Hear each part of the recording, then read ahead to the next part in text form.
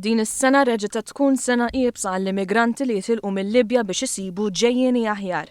Tarif tal-Organizzazzjoni Internazzjonali tal-Immigrazzjoni l-IOM jgħid li kien hemm 49 inċident li involvew dgħajjes fit-territorju Libjan fi triqithom lejn l-Ewropa. Fil-waqt li eluf kienu salvati, 745 persuna huma maħsuba li tilfu ħajjithom bejn sema u ilma. Biex il-Mediterran jibqa' jsir ċimiterju ta' dawk li jittamaw f'ġejjieni aħjar. M'hemmx għażla għar li titlaq mill-Libja jgħidu persuni ta' ġilda skura bbażati f'dan il-pajjiż. Jirrakkonta Abu Bakar ta' 24 sena mill-Mali.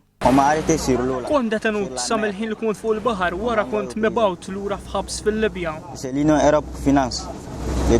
Hija l-Unjoni Ewropea li tiffinanzja d-detenzjoni ta' persuni fuq il-baħar jgħidulhom biex ma jirritornawniex. Biex jituna xi ħaġa tal-ħwejjeġ xi ħaġa x'nieklu ftit flus.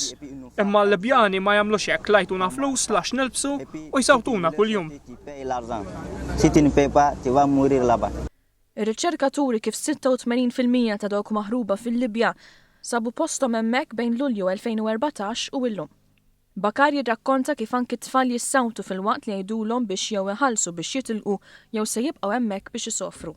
L-immigranti jibqgħu jagħmlu dan il-vjaġġ briskju f'kundizzjonijiet prekarji u fuq dgħajjes f'sitwazzjoni ħażina li l-ħin kollu suġġetti għall esploitazzjoni ta' netwerks ta' kriminalità organizzata. Qatlu 3 persuni quddiem għajnejja sal-bieraħ stess. Sissa din is-sena kien hemm 263,000 wasla bil-baħar lejn l-Ewropa. Minn dawn mietu 3,176 persuna. Madwar 100,000 persuna daħlu lejn l-Italja minn dik magħrufa bħala r-rotta ċentrali Mediterranja.